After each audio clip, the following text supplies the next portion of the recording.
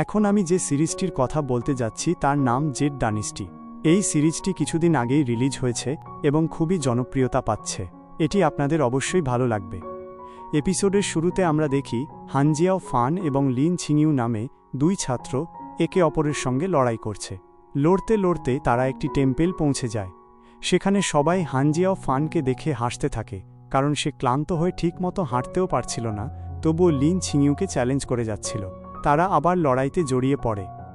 Lin ছিংইউ শুরুতে এটিকে মজা হিসেবে নিচ্ছিল, কিন্তু হঠাৎ সে খুব রেগে যায় এবং তার তলোয়ার দিয়ে হান জিয়াও ফানের উপর আক্রমণ করে। সে তলোয়ারটি ঘুরিয়ে হান জিয়াওর গলায় চেপে ধরে এবং বলে, তুমি কি তোমার জেদ ছাড়বে না? হান না বললে সে তাকে মেরে ফেলতে যাচ্ছিল। ঠিক তখনই মন্দিরের পুরোহিত এসে তাকে থামায়। লিন হুঁশে ফিরে এসে অবাক হয় যে সে তার বন্ধুর সঙ্গে কি করতে যাচ্ছিল। মং তাকে ধমক দিয়ে বলে, আমি না এলে তুমি ওকে মেরে ফেলতে। এরপর লিন হানকে নিয়ে চলে যায়। হান বাড়িতে ফিরে যায় এবং তার মা তাকে তার বাবাকেও নিয়ে যেতে বলে, কিন্তু হান একাই রওনা হয়। সে মন্দিরে মংয়ের জন্য খাবার নিয়ে যাচ্ছিল। এদিকে মং টেম্পেলে বসেছিলেন। তখন হঠাৎ আকাশে কোনো অশুভ সংকেত অনুভব করেন এবং বাইরে চলে আসেন। ঠিক সেই সময় হান যখন টেম্পেলের দিকে আসছিল, তার দিকে এক কালো ছায়া দ্রুত এগিয়ে আসে। মং ছায়াটিকে দেখে দৌড়ে যায় এবং হানকে বাঁচিয়ে ফেলে। তিনি ছায়াকে ধমক দিয়ে বলেন, তুমি কে যে একটি শিশুকে শিকার করতে চাইছ? ছায়াটি মংয়ের উপরও আক্রমণ করার চেষ্টা করলে মং তার শক্তি ব্যবহার করে পাল্টা আক্রমণ করেন। মং মার্শাল আর্টসে পারদর্শী ছিলেন। তখন ছায়া মানুষটি তার আসল রূপ ধারণ করে এবং দুজনের মধ্যে কমব্যাট শুরু হয়। শুরুতে মং সহজেই তাকে হারাচ্ছিলেন, কিন্তু পরে সেই লোক তার ইভিল পাওয়ার ব্যবহার করে। এটি দেখে মং রেগে বলেন, তুমি সাহস করে এই অপশক্তি চর্চা করছ? মং নিজের আইকনিক শক্তি ব্যবহার করে আক্রমণ করেন, আর সেই লোকও কালো শক্তি ডেকে আনে। দুই শক্তির সংঘর্ষে মং দুর্বল হয়ে পড়তে থাকেন। লোকটি এগিয়ে এসে মংকে আঘাত করে এবং বলে, ওটা আমাকে দাও, না হলে মেরে ফেলব। মং বুঝতে পারে যে লোকটি আসলে সেটার পিছনেই ছিল। ইভিল ম্যান আবার শক্তি ডেকে আক্রমণ করতে গেলে মং উঠে দাঁড়ায় এবং তার বুদ্ধ হ্যান্ড ফরমেশন সৃষ্টি করে। একের পর এক হাতের শক্তি ছুড়ে দেন তার দিকে। ইভিল ম্যানের ডাকা শক্তি ভেঙে যায়। লোকটি একটি বাড়ির ছাদে উঠে তলোয়ার বের করে মন্ত্র উচ্চারণ করে তলোয়ার থেকে বিদ্যুৎ বের হতে থাকে। এটি দেখে মং অবাক হন, এই কি সেই অষ্টদেবীয় শক্তি? লোকটি তলোয়ার থেকে বিদ্যুৎ ছুড়ে আক্রমণ করে। মং আবার ফরমেশন তৈরি করেন এবং তার শক্তি এত প্রবল হয়ে ওঠে যে লোকটির বিদ্যুৎ তার সামনে ম্লান হয়ে যায়। সেই শক্তির ধাক্কায় লোকটি উড়ে গিয়ে পড়ে। হান সবকিছু দেখছিল। ইভিল ম্যান ভয় পেয়ে পালিয়ে যায়, কিন্তু যাওয়ার আগে বলে, আমি আবার আসব। মং এতটাই আহত হন যে তার মুখ থেকে রক্ত বেরোতে থাকে। লিন এবং হানও সেই শক্তির ধাক্কায় অজ্ঞান হয়ে পড়েছিল। মং দুজনকে গাছের পাশে বসিয়ে বলেন, তোমরা যদি ছায়ার হাতে পড়তে কি হতো কে জানে। তিনি বলেন, আমার বহুদিনের বৌদ্ধ অধ্যাত্ম চর্চার ইচ্ছে আছে, আমি চাই তা দ্রুত সম্পন্ন হোক। তিনি প্রার্থনায় মন দেন, কিন্তু তখন নিজের হাতে ছায়ার দাগ দেখে বুঝতে পারেন 3 দিনের মধ্যে তার মৃত্যু হবে। তারপর তিনি হানের নাড়ি পরীক্ষা করেন এবং তাকে হিল করার চেষ্টা করেন।